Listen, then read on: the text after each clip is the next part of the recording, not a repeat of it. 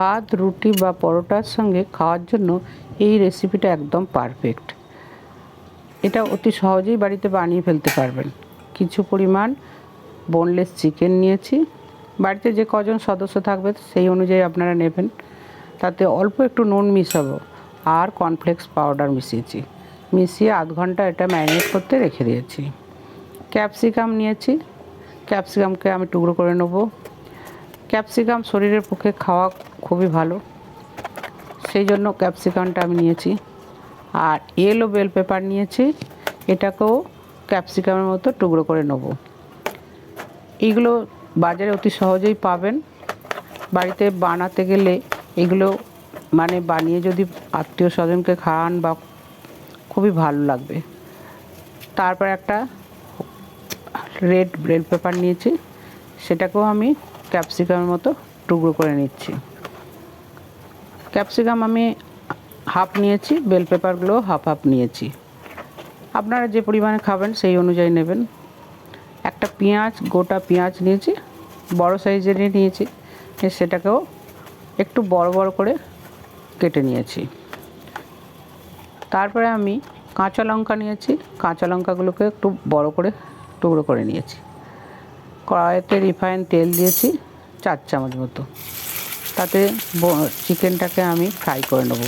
Fry মানে হালকা fry করে নিতে হবে, বেশি ফ্রাই করার দরকার নেই। তারপরে হালকা একটু নেড়ে ছেড়ে এটাকে, যেই রঙটা একটু চেঞ্জ হয়ে যায় চিকেনের, সাদা ভাব এসে যাচ্ছে, তখনই সেটাকে আমি তুলে নিচ্ছি। বোনলেস চিকেনকে বেশি ফ্রাই করারও দরকার নেই, বেশি সেদ্ধও করার দরকার হয় না। তারপরে এটাকে আমি তেল ঝরিয়ে এই চিকেনটাকে আমি তুলে নেব। চিকেনটা যে পরিমাণে ভাজবেন, ভাজাটা মোটামুটি সেদ্ধও হয়ে যায়, ভাজতে ভাজতে সেদ্ধ মতোও হয়ে যায়, অতএব রান্না করার সময় অতি সহজ হয়ে যায় এটা। এইগুলোকে আমি হালকা করে ভেজে এটাকে তুলে নিচ্ছি। কড়াইতে আর একটু তেল দিয়ে, রিফাইন তেলই আমি এখানে ইউজ করছি।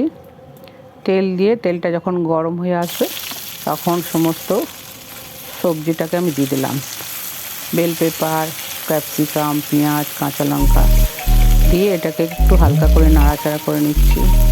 একেও খুব বেশি ভাজার দরকার হবে না। এই রান্নাটা খুব ডিপ ফ্রাই করার কোনো কিছুরই দরকার নেই। আর আঁচের হিটটাও মিডিয়ামে দিতে হবে, খুব বেশি আঁচ দেওয়া যাবে না। তারপরে জিরে ফোড়ন দিয়ে একটা টমেটো কুচিকে দিয়ে একটু নাড়াচাড়া করে নিয়েছি। আর সোয়া সসকে 1 চামচ সোয়া সস বা 2 চামচ সোয়া সস যাই নিন আপনারা, জলে গুলে নেবেন। তা আমি জলে গুলে নিয়ে এর মধ্যে দিয়ে দিয়েছি, দিয়ে একটু নাড়াচাড়া করে নিচ্ছি এটাকে। আর একটু আঁচ কম আছেই এটাকে করতে হবে, পুরো কম আছে এটা, এই রান্নাটা করতে হবে। এরপর কর্নফ্লাওয়ার নিয়েছি 1 চামচ, আমি কর্নফ্লাওয়ার নিয়েছি, নিয়ে সেটাকে ছোট্ট কাপে জলে গুলে নিয়েছি। জলে গুলে কর্নফ্লাওয়ারটা এই সসের মধ্যে ঢেলে দেবো। সোয়া সসের মধ্যে আমি কর্নফ্লাওয়ারটা গুলে ঢেলে দিলাম, দিয়ে নাড়াচাড়া করে নিলাম। তারপরে ভেজে রাখা চিকেন আর সবজিটাকেও আমি এর মধ্যে দিয়ে দিচ্ছি, দিয়ে নাড়াচাড়া করে দিচ্ছি। কি সুন্দর বেশ রান্নাটা দেখতে হয়েছে। এরপরে আমি দিচ্ছি 1 চামচ টমেটো সস। টমেটো সসটাকে ওইভাবে জলে গুলে নিতে হবে। জলে গুলে টমেটো সসটা লাস্টে এটা আমি ঢেলে দিচ্ছি। টমেটো সস দিলে আর এখানে আমার মিষ্টি মিষ্টি ভাবও হবে। আর সোয়া সসের মধ্যে একটু নুন থাকে, অতএব নুন বেশি দেওয়ারও দরকার হয় না।